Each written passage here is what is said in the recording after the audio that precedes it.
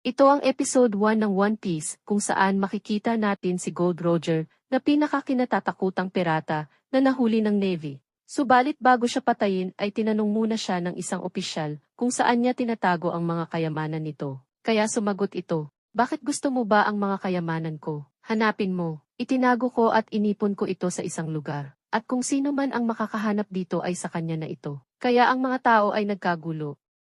At ang bawat isa ay nagnanais na mahanap ang kayamanan nito. Dumami ang mga pirata at isa na nga dito ang isang binata na nagngangalang Monkey D. Luffy, na nangangarap maging isang hari ng mga pirata.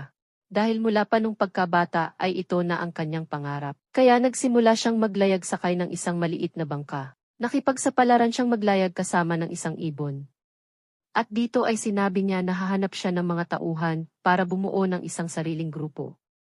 Subalit dahil sa kalumaan ay nabutas ang bangka niya.